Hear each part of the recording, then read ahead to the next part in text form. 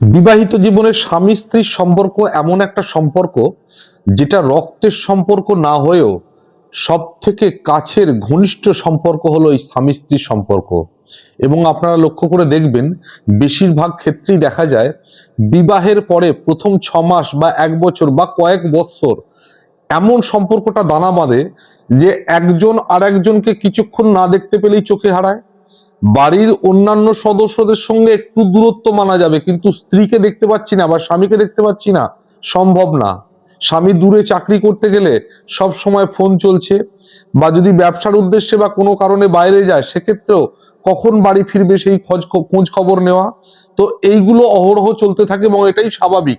প্রত্যেকটা বিবাহিত নর নারী বা স্বামী স্ত্রী এটাই চায় যে স্বামী স্ত্রীর মধ্যে এই বন্ডিংটা থাকুক, যেন সব সময় দুজন দুজনকে সব কথা শেয়ার করতে পারি, সব সময় দুজন দুজনকে খুব ভালোবাসতে পারি। তো এই রকমই চায়।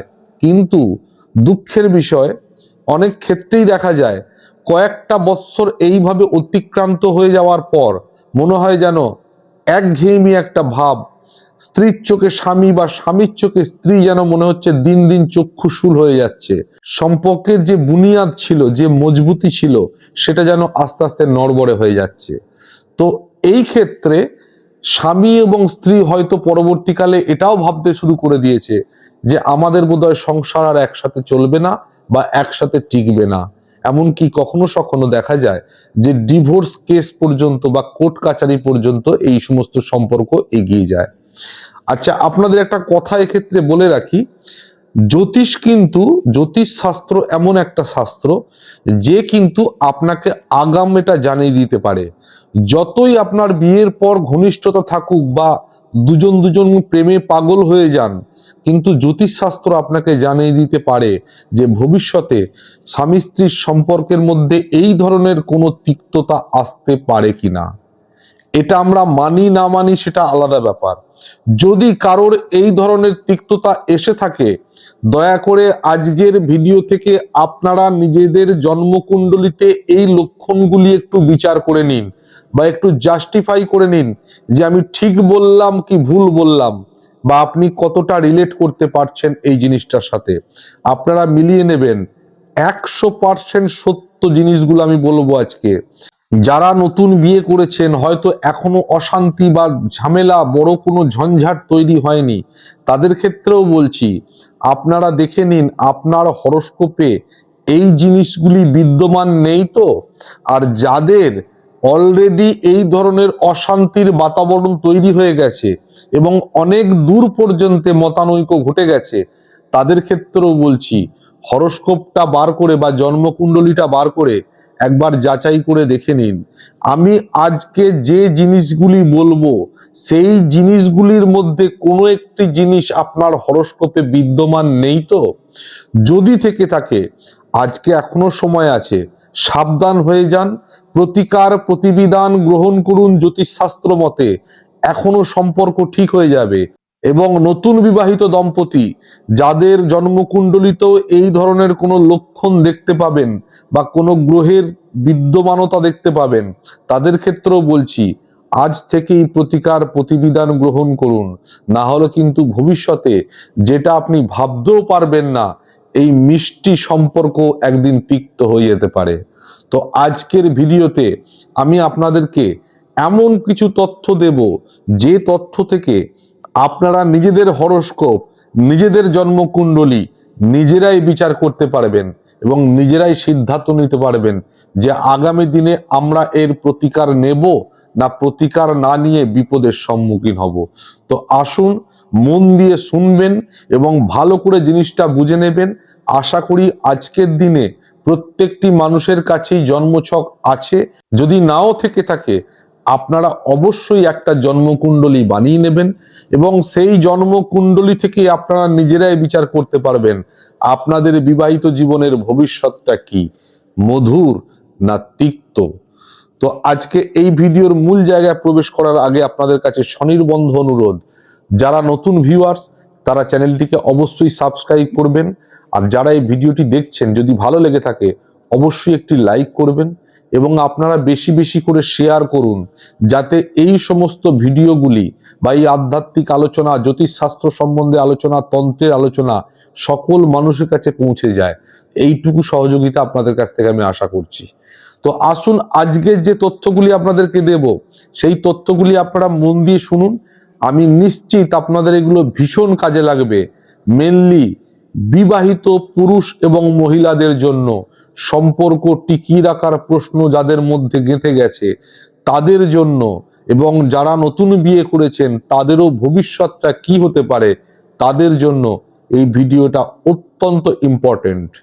মনে রাখবেন, জন্মছকে মূলত দুটি গ্রহের বিচারের উপর বিবাহিত পুরুষ এবং মহিলার বিবাহিত সম্পর্ক কেমন হবে অ্যাস্ট্রোলজাররা সাধারণত বিচার করে থাকেন। এই দুটি গ্রহের নাম হলো পুরুষদের জন্য মঙ্গল এবং নারীদের জন্য কেতু। মাথায় রাখবেন, পুরুষদের জন্য মঙ্গল এবং নারীদের জন্য কেতু। যদি আপনাদের কাছে জন্মছক থেকে থাকে তাহলে আপনারা জন্মছকটা প্রথম বার করে নিন, আমার এই ভিডিওর সাথে সাথে মিলিয়ে দেখে নিন, আমার কথার সাথে মিলিয়ে দেখে নিন। জন্মছকে আপনি দেখবেন এক জায়গায় লং বা লগ্ন লেখা আছে, সেখান থেকে 1, 2, 3, 4 অ্যান্টি ক্লকওয়াইজ ঘরগুলির একটা করে মার্ক করা আছে 1 থেকে 12 পর্যন্ত। 1, 2, 3, 4 এইভাবে অ্যান্টি ক্লকওয়াইজ 1 থেকে 12 পর্যন্ত টোটাল 12টা হাউস আপনার জন্মছকে এই মুহূর্তে আছে। আমি প্রথমে জাতকদের জন্য বলছি, যদি আপনার জন্মছক, এবং আপনি নিশ্চয়ই জন্মছক বার করে নিয়ে এই মুহূর্তে আমার কথাগুলির সঙ্গে মিলিয়ে দেখছেন, যদি আপনার জন্মছকে লগ্ন বা লং যেখানে লেখা আছে বা 1 নম্বর ঘর যেখানে লেখা আছে সেই জায়গায় বা দ্বিতীয় বা চতুর্থ, সপ্তম, অষ্টম কিংবা দ্বাদশ লগ্ন বা 1 নম্বর, দ্বিতীয়, চতুর্থ, সপ্তম, অষ্টম কিংবা দ্বাদশ এই 6টি ঘরের মধ্যে কোনো একটি ঘরে যদি আপনার মঙ্গল গ্রহ অবস্থান করে তাহলে নিশ্চিত এটা মাথার মধ্যে ঢুকিয়ে নিন, আপনার বিবাহিত জীবনের ভবিষ্যৎ অত্যন্ত খারাপ, বড় কোনো বিপদ আসতে চলেছে। যদি দুজনের একজন কম্প্রোমাইজ না করে সেক্ষেত্রে হতে পারে এটা কোর্ট কেস পর্যন্ত হতে পারে বা ডিভোর্সের ফাইলও হতে পারে। তো এইটা জাতকদের জন্য অ্যালার্ট করলাম। এবার আসি জাতিকাদের কথায়। জাতিকাদের ক্ষেত্রে এই সেম ভাবে যদি আপনার জন্মছকে বা জন্মকুণ্ডলিতে 1 নম্বর ঘর থেকে 12 নম্বর ঘরের মধ্যে দ্বিতীয়, তৃতীয়, ষষ্ঠ, সপ্তম এবং নবম, দ্বিতীয়, তৃতীয়, ষষ্ঠ কিংবা সপ্তম কিংবা নবম এই স্থানে, এই ঘরগুলির মধ্যে যদি কেতু অবস্থান করে তাহলে আপনিও জেনে রাখবেন আপনার বিবাহিত জীবনে কোনো বড় অঘটন ঘটতে চলেছে, বড় কোনো অশান্তি বা বড় কোনো মতানৈক্য ঘটতে চলেছে, সাবধান হয়ে যাবেন। এবার আরেকটি অত্যন্ত গুরুত্বপূর্ণ কথা বলতে চলেছি, আপনারা ভালো করে মন দিয়ে শুনবেন এই কথাটি। এটা জাতক এবং জাতিকা অর্থাৎ স্বামী এবং স্ত্রী উভয়ের জন্মছকেই সেম জিনিস দেখবেন। আপনারা কি দেখবেন? আপনার জন্মছকে যদি সপ্তম স্থানে মঙ্গল এবং কেতু একসাথে জুটি বেঁধে অবস্থান করে, জন্মছকের 7 নম্বর ঘর যেখানটায় লেখা আছে সেখানে যদি মঙ্গল এবং কেতু একসাথে জুটি বেঁধে অবস্থান করে তাহলে স্বামীর ক্ষেত্রে স্ত্রী বিয়োগ এবং স্ত্রীর ক্ষেত্রে বৈধব্য যোগ থাকবে এবং ম্যাক্সিমাম সম্ভাবনা থাকবে এটার। আপনারা ভাববেন না শুধুমাত্র আপনাদেরকে ভয় দেখানোর জন্য এটা বলছি, এটাই ঘটে।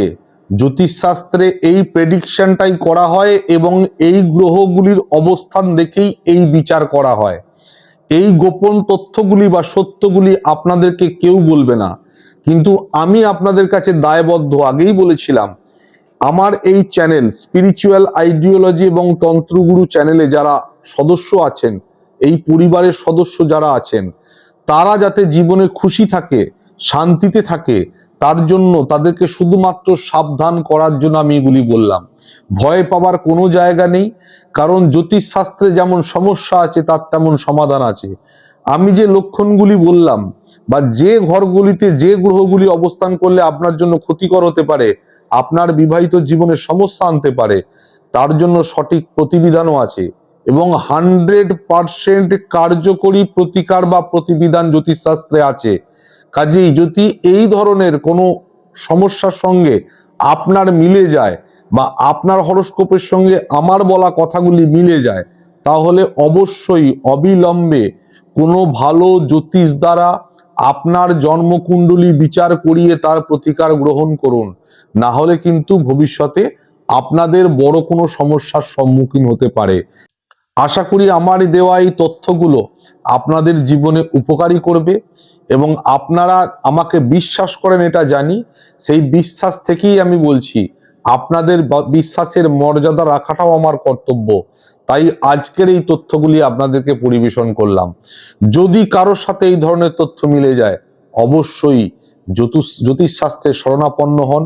জ্যোতিষশাস্ত্রের দ্বারাই আপনার এই সমস্যার সমাধান হতে পারে। আশা করি আজকে আমার এই পরামর্শ আপনাদের ভবিষ্যতে জীবনের পথ চলাতে বা স্বামী স্ত্রীর সম্পর্ক মজবুত করতে অনেকটা সাহায্য করবে। মায়ের কাছে প্রার্থনা করি আপনারা সকলে সুখে শান্তিতে থাকুন। এই বলে আজকে এখানেই বিদায় নিলাম। আবার দেখা হবে পরের ভিডিওতে। নমস্কার। জয় মা সর্বমঙ্গলা।